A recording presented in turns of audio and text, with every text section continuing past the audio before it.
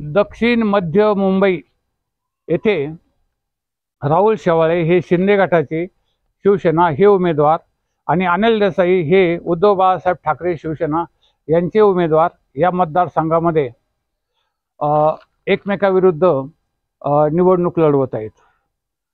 तर हे राहुल शेवाळे हे 10 वर्षापासून या मतदारसंघाचं प्रतिनिधित्व करतात आणि त्यांचा लोकांमध्ये खूप परिचय आहे। पण शिवसेना फुटीनंतर अनेक शिवसेनेच्या शाखा या उद्धव ठाकरे या गटासोबत गेलेल्या आहेत। तर अनिल देसाई हे उद्धव बाळासाहेब ठाकरे यांच्या मार्फत लोकसभेची निवडणूक लढवत आहेत। यांच्याकडे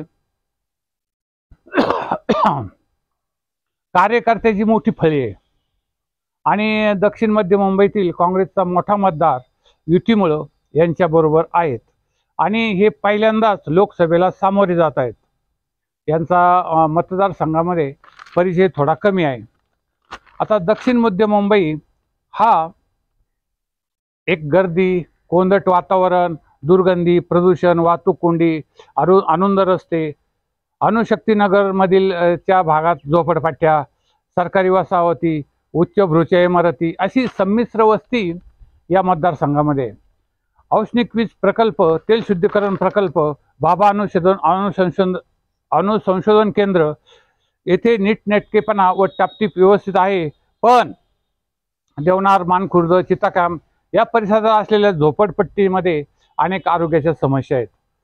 मानखुर्द कचराभूमी परिसरामध्ये आरोग्याचे प्रश्न तर खूपच मोठ्या प्रमाणामध्ये आहेत आणि येथील हे आरोग्यासाठी हे लोक नागरिक शिव व शताब्दी रुग्णालयावर अवलंबून आहेत।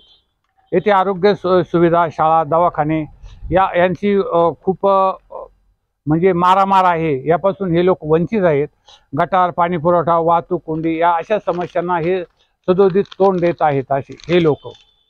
तर या मतदारसंघामध्ये हे जे लोक आता राहुल शेवाळे हे यांची 3री टर्म आहे, हे यामध्ये निवडून जाऊ शकतात। पण महत्त्वाची गोष्ट यामध्ये सर्वात महत्त्वाची गोष्ट अशी आहे की या मतदारसंघातील प्रश्न सोडवण्यासाठी अतिशय अभ्यासपूर्ण आणि चांगल्या पद्धतीचा खासदार गेला पाहिजे। आता अनिल देसाई आणि राहुल शेवाळे हे दोघेही एकमेकाशी टप अशा पद्धतीचे उमेदवार आहेत। म्हणजे कुणीच अति कर्तव्यवान किंवा अति एक कार्यकर्ता असं काही नाही आहे। हे अतिशय चांगल्या पद्धतीचे कर्तबगार आणि चांगल्या पद्धतीचे कार्यकर्ते आहेत। या दोघांपैकी कोणालाही जर निवडून दिलं तरी हे तुमच्या मतदारसंघाचं चांगल्या पद्धतीचं प्रतिनिधित्व करतील अशी एक सर्वसामान्य खात्री येथील मतदारांना आहे।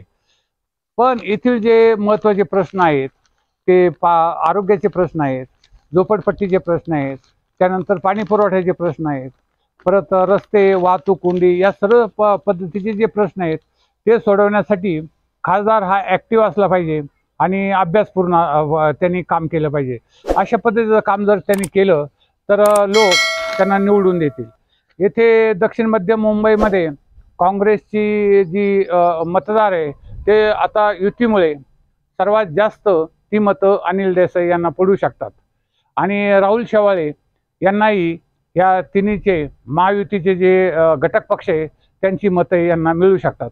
म्हणजे एकंदरीत दृष्टिकोनातून ही फाईट सर्वात महत्त्वाची किंवा ही लढत सर्वात महत्त्वाची अशी होणार आहे आणि या लढतीसाठी मतदारांना आपलं सर्वात महत्त्वाचं जे योजना आहेत किंवा कामं आहेत ती या खासदारांसमोर त्यांनी मांडली पाहिजेत की आमची हे प्रश्न आहेत, आमची ही कामं आहेत आणि ही कामं करण्यासाठी तुम्ही आम्हाला सहकार्य करा।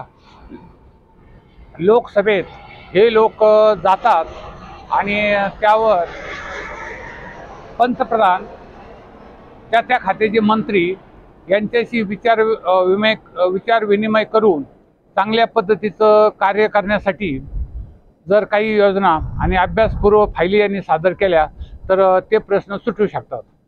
आता नागरिकांचे आरोग्याचे प्रश्न सुटतात म्हटल्यावर या भागामध्ये एक चांगला महत्त्वाचा सरकारी दवाखाना असला पाहिजे।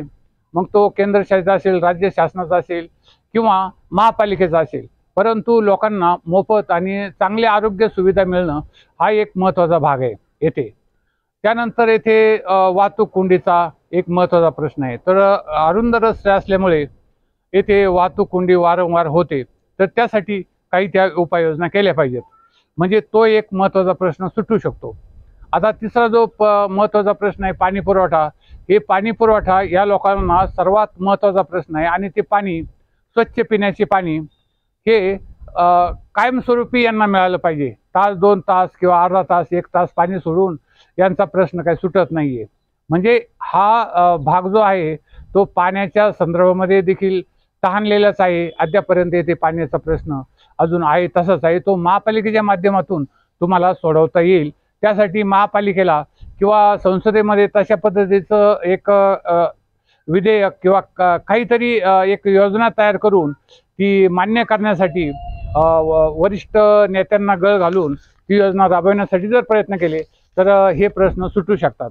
त्यानंतर वाहतुकीचा प्रश्न आहे, रस्त्याचा प्रश्न आहे, त्यानंतर म्हणजे अशा पद्धतीचे जे विविध प्रश्न इथं आहेत, तर हे सोडवण्यासाठी मतदारांनी आपल्या कार्यकर्त्याबरोबर संवाद साधून चांगल्या पद्धतीचं मतदान करून या लोकांना निवडून दिलं पाहिजे। आता निवडून देत असताना येथे एक महत्त्वाची गोष्ट एक अशी असते की हे लोक निवडून जात